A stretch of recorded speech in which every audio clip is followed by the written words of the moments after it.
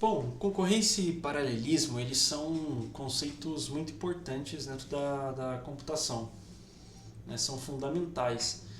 Eles estão relacionados à execução de tarefas, basicamente, mas eles não significam a mesma coisa.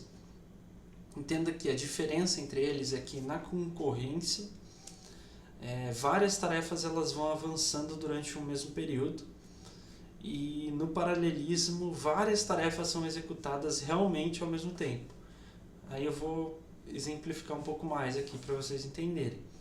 Então, o que é a concorrência, né? Na concorrência, o sistema lida com várias tarefas em andamento. Isso não significa necessariamente que essas tarefas estão sendo executadas ao mesmo tempo. Imagina assim, um processador com apenas um núcleo, né, e executando duas tarefas. Ele executa uma pequena parte da tarefa 1, depois ele vai para a tarefa 2, aí ele volta para a tarefa 1, depois ele vai para a tarefa 2, até que elas sejam concluídas.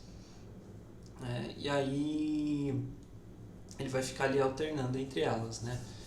Então, assim, como essa troca pode acontecer, né, rapidamente, a gente acaba tendo essa impressão de que as duas tarefas estão sendo executadas simultaneamente. Mas naquele núcleo apenas uma tarefa está sendo executada por vez. E então, até para você entender melhor, imagina que você está preparando um risoto sozinho, né? Você começa lá cortando a cebola, depois você vai botar água para ferver, aí enquanto a água esquenta você começa a ralar o queijo, em seguida você volta a cortar a cebola, né? Existem, para você preparar esse prato, né, existem várias tarefinhas ali, e não necessariamente você está terminando elas terminando elas para ir para a próxima. É como se você desse atenção um pouquinho para cada uma até que todas vão sendo finalizadas, né? Entende isso? Você vai alternando, né? E aí, o que é o paralelismo, né? É um conceito onde, de fato, duas tarefas elas são executadas de forma paralela mesmo, né? Então, né, no exemplo do risoto, é como se você estivesse cuidando do arroz e uma outra pessoa estivesse ralando o queijo, né, até que as duas terminassem, né, e você pudesse adicionar o queijo ali no final, no arroz que você preparou. Então, na computação, isso acontece, né, quando a gente tem vários núcleos do processador executando, né, diferentes tarefas ao mesmo tempo, né? Isso também não necessariamente pode acontecer somente dentro, né, de núcleos, mas também pode existir o paralelismo externo, né? Não somente o interno, mas também o externo. Por exemplo, quando você utiliza a mensageria, né, onde você dispara uma mensagem para um serviço executar gerar um relatório de maneira, né, paralela ao seu sistema. Isso é o paralelismo externo, né? E aí também tem uma outra coisa onde a concorrência e paralelismo podem acontecer juntos, né?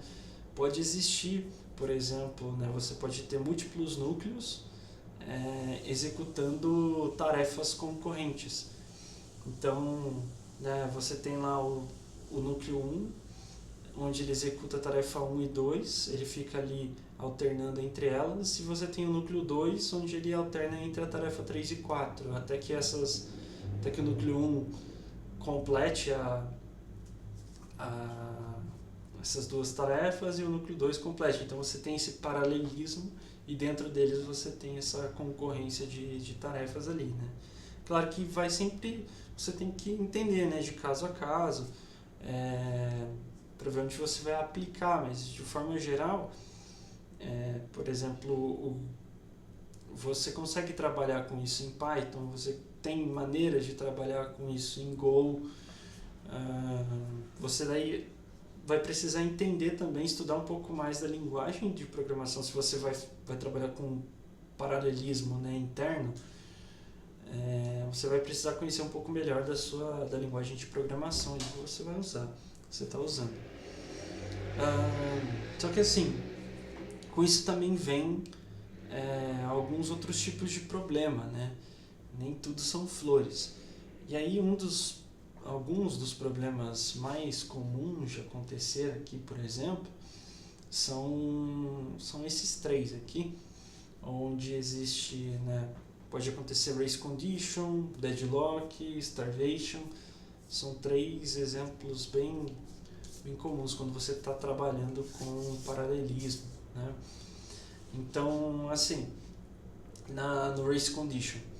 Race condition imagina uma variável, né, com valor 10. Aí você tem duas threads tentando adicionar 1 a essa variável ao mesmo tempo. E aí a primeira thread ela vai ler o valor 10, vai adicionar 1, o resultado vai ser 11.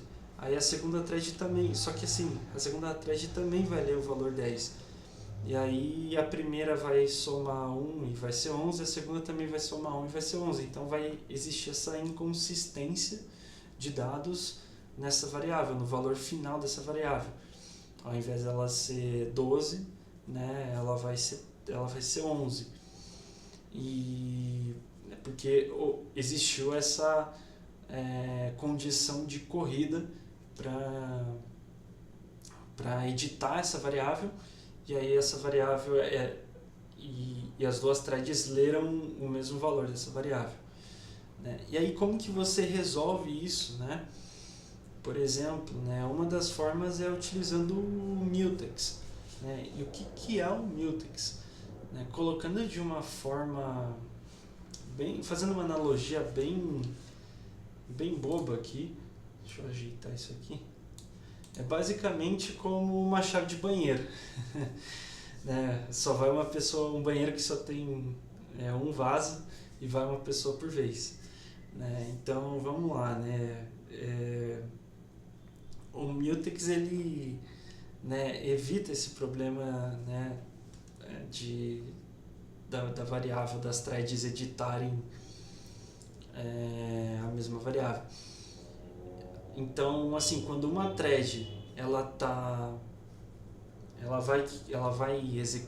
vai precisar editar uma variável, vai precisar editar uma linha do banco de dados. Ela pega essa chave e fala assim, agora eu estou editando isso daqui, e quando ela terminar de editar, ela libera essa chave. Enquanto a thread 1, por exemplo, está editando o valor, a thread 2 está esperando. Aí quando a thread 1 termina, aí a thread 2 vai lá, pega essa chave e edita. Aí basicamente aí você soluciona, né, essa condição de corrida, né, por exemplo. Então é isso que eu queria, né, trazer para vocês nesse vídeo. Espero que vocês tenham conseguido entender bem esse conceito. Eu trouxe, né, os 3 problemas principais, né, fazendo uma recapitulação aqui, né, do que é paralelismo e concorrência, né? Acho que deu para entender bem. Depois eu trouxe esses 3 problemas comuns aqui né, dentro desse mundo, quando você vai aplicar, por exemplo, o paralelismo. E o mutex é uma das formas de resolver esses problemas. Existem outros problemas, né, e existem também outras formas de solução aqui. Também existem transactions, por exemplo, que você pode usar no banco de dados. Enfim, aí vai, né, da sua curiosidade também, ou num próximo vídeo eu trago mais exemplos disso, posso falar mais sobre isso também. Beleza? Valeu!